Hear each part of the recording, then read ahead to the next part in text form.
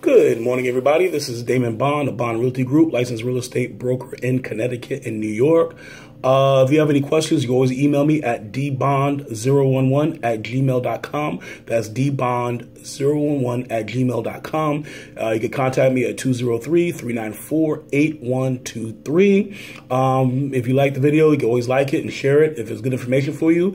So last time we did how to become a real estate agent part 1. Today we're going to do how to become a real estate agent part 2. And last time I discussed the fees. So there's going to be a lot of fees up front. You have to pay. You have to pay for the course. I went over that in the last video. You can watch it. Fees you can expect to pay when you're going into the business. We talked about what you call independent contractors agreement, because that would be your status. So today I just want to focus more on that because I kind of ran out of time before and it was cut short. So I just want to make sure I cover all ground. So picking up where we left off last, you got to be, as I said before, you have to be with a broker, all right, in order to practice real estate, both in Connecticut and New York. It's pretty much like that across the country, but since I am, licensed in Connecticut, New York, I know that well. That's why I'm focusing on those two areas. So you have to be with a principal broker, owner of a place. He or she is the one that is responsible for you. So once you join the brokerage, some places, and be careful when you shop around for a broker, because don't always let the commission splits get you. As a newly minted agent, and I'm speaking to the newly minted agents, or someone who will be, not the people who are experienced, more likely it's going to be a 50-50 split on average.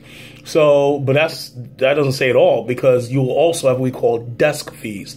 And a desk fee basically is you pay the money for the purpose of you working there. So some companies charge desk fees. Other companies, they do not charge desk fees. How much are the desk fees? It varies. It varies. It could be $100 a month to as much as $500 a month. It all depends. And what the desk fees really do is it's supposed to offset the cost of the mortgage or rental space that the principal broker is utilizing. So you may ask yourself, well, I can work from home. I have wireless in my house. I have a printer. I have a fax. We still use faxes. I have all the gadgets and gadgets that I need in order to be a productive agent. Doesn't matter. They'll still charge it to you. They'll still charge you a desk fee.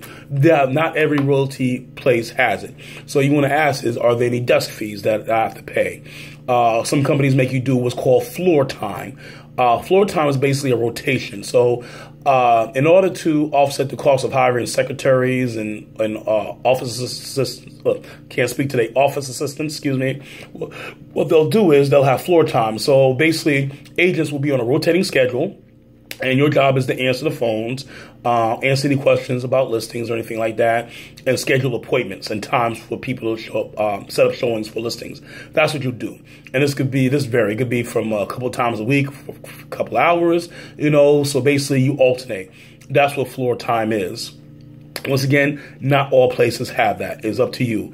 Then, of course, there's the expense of your business cards. You have to provide for your own business cards. Vistaprint does a very good job. It's excellent. You can actually get like 500 cards for like $10.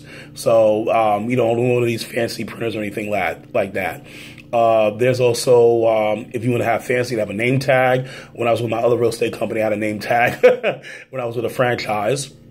Which brings me to the subject of franchise. You have to decide if you want to be with a franchise or if you want to be with an independent. Your franchises are such as your franchise of Century 21 is a franchise. Remax is a franchise. These are all examples of franchises. Name a few. Keller Williams is a franchise. Then you have some that are not franchises, like William Ravis. They have a good example of doing great things without being a franchise. They do very well in New England. It's very regional. They're not in New York, but they are in Connecticut on out.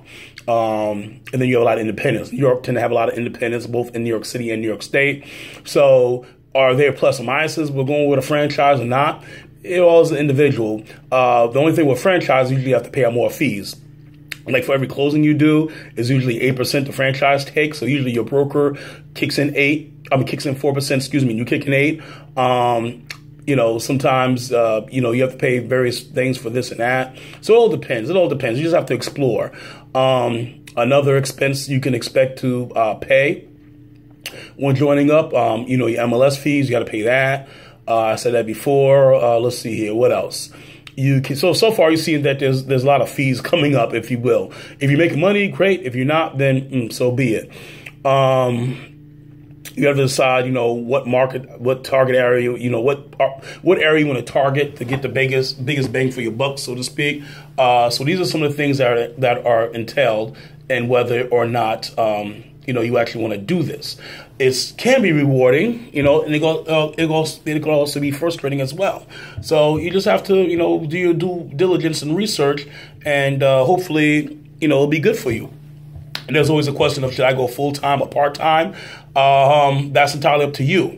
My whole contention is there's no such thing as part-time agents, because once you're a real estate agent, if somebody was to call you, right, and wanted to list your house with you, you're going to find a way to get to them, right? If you happen to have a job, you'll say, okay, I can meet you, at 5 o'clock at your place, and you could do this. So, but I know why they use full-time, part-time. But it all depends, If you're first starting out, I wouldn't recommend quitting your job yet, because your job is your steady source of income, and your paychecks can help offset some of those early expenses, if you will. It may be slow when you first get into the business. So I wouldn't necessarily quit your day job. If you have a job that's flexible, that's more advantageous to you, because you could do, both things. You can, sell real estate and do whatever you do. So I wouldn't necessarily quit your day job. I would hold on to your day job until you feel comfortable enough to ease where real estate is your sole income. But I even caution you with that, because people who are full-time, who,